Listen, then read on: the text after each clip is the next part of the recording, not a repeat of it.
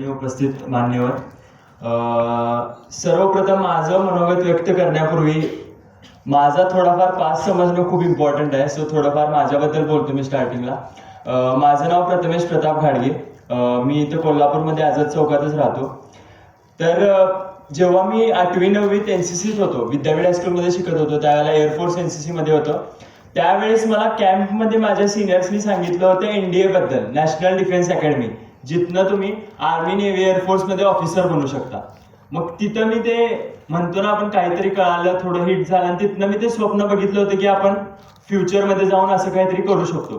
So तिथून स्वप्न बघितलं. 10वीमध्ये अचानक एके दिवशी आयकॅन ट्रेनिंग इन्स्टिट्यूटमधून मॅम आल्या होत्या, पूजा मॅम, आणि त्यांनी आम्हाला सांगितलं होतं की SPI नावाची एक इन्स्टिट्यूट आहे जी तुम्हाला NDA साठी प्रिपेअर करते, आणि त्याच्या एक्झामचं प्रिपरेशनचे आम्ही क्लासेस वगैरे चालू करतोय. सो त्यावेळेला मग परत मला आठवलं की आपण काहीतरी स्वप्न बघितलं होतं. मग मी त्यांच्याकडे गेलो गायडन्ससाठी. आणि इथं अगेन समजणं एक इम्पॉर्टंट आहे. माझे वडील जे आहेत, ताईबाई पतसंस्था कोळेकर टिकटी इथं काम करतात. त्यावेळेस क्लासची फी होती 10,000 रुपये.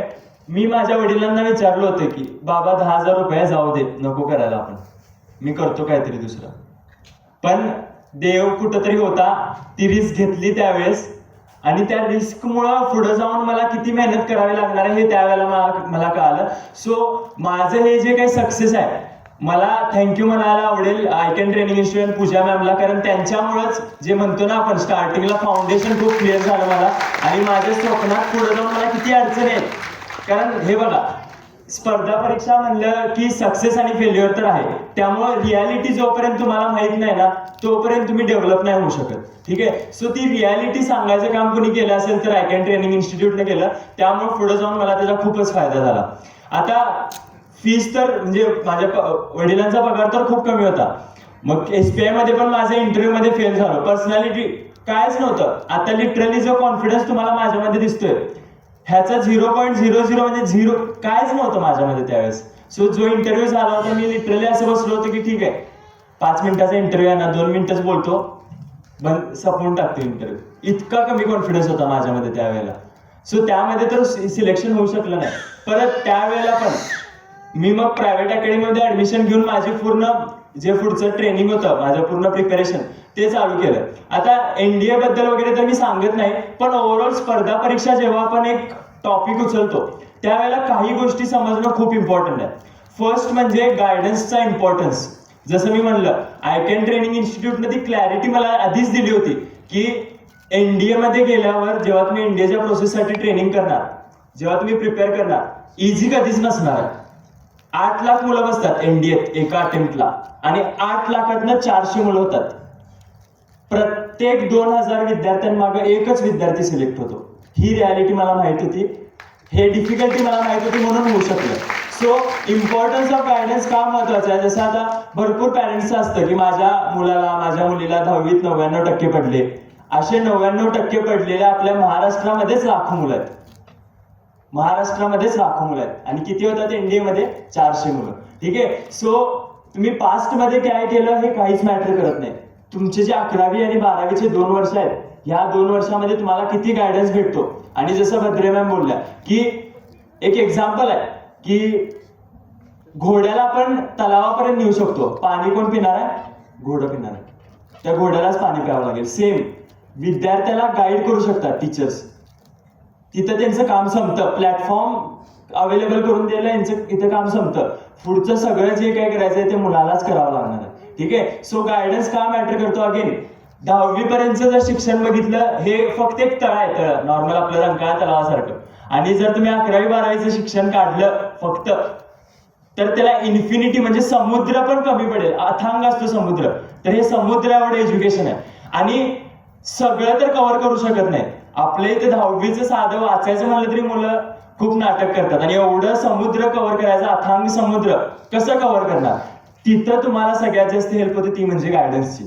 कळलं का? कारण हे कळणं इम्पॉर्टंट आहे. टॉपिक्स तर इन्फिनिट आहेत, पण त्यातले किती इम्पॉर्टंट आहेत आणि कितीला निग्लेक्ट करणं हे सगळ्यात जास्त महत्वाचं आहे, आणि तिथे येतो तुमचा गायडन्स. सेकंड गोष्ट म्हणजे जसं भद्रे मॅम बोलल्या की टाइम टेबल खूप मॅटर करेल. आणि मॅम पण बोलत होते अप्रिशिएट करा मुलांना, अप्रिशिएट करा. सक्सेस मिळाल्यावर अप्रिशिएट करतील ना, पण जोपर्यंत सक्सेस भेटत नाही तोपर्यंत काय, बरोबर आहे की नाही? अप्रिशिएट कधी कराल तुम्ही मुलांना? सक्सेस मिळाल्यावरती. पण ते सक्सेस मिळस्तवर जो ती मेहनत घेतोय त्याला काहीतरी अप्रिसिएशन नको का?